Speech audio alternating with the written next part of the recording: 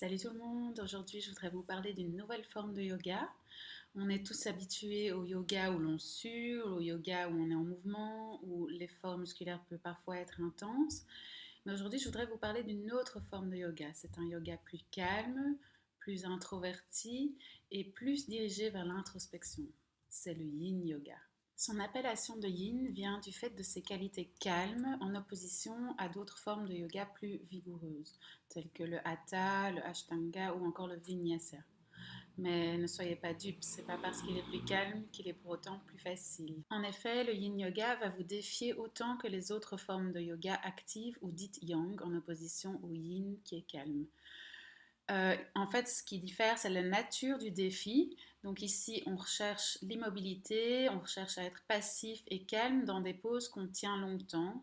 Et ça va avoir l'effet de repousser nos limites, notre capacité à être à l'aise et notre résistance, car on va vouloir sortir de la pose, mais il faut essayer de tenir et de rester passif, laisser la gravité faire.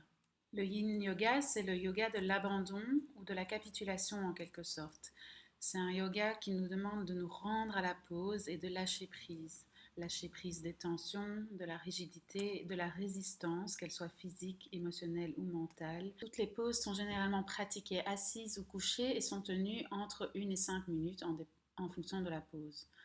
Le but ici est de travailler les tissus profonds, connectifs, les fascias, les ligaments, les tendons ou les articulations.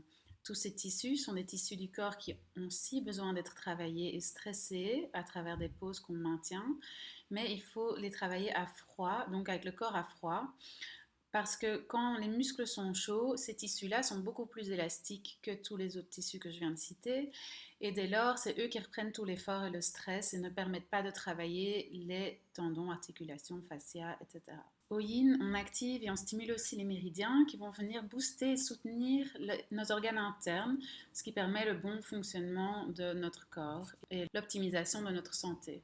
Donc c'est vraiment une pratique que je recommande à tout le monde, quel que soit votre âge, votre forme physique, votre niveau de yoga, car c'est vraiment très facile à pratiquer. Et je voudrais juste terminer en disant que, comme son nom l'indique, le yin, ce n'est qu'une moitié d'un tout. Il y a le yang, donc ce n'est qu'une moitié d'une pratique complète. Donc je vous recommande d'avoir quand même une pratique yang, que ce soit un sport actif ou une forme de yoga active. Et ça permettra d'avoir vraiment un équilibre du corps et de l'esprit.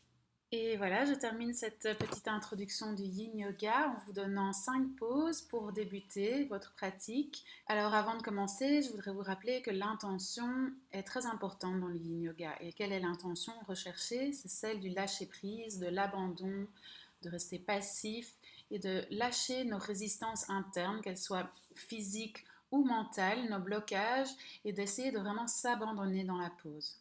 Donc avec ça, je vous propose de commencer et de laisser votre expérience du yin yoga se dérouler de la manière la plus naturelle possible, sans trop d'attente et sans trop de jugement. Alors allons-y!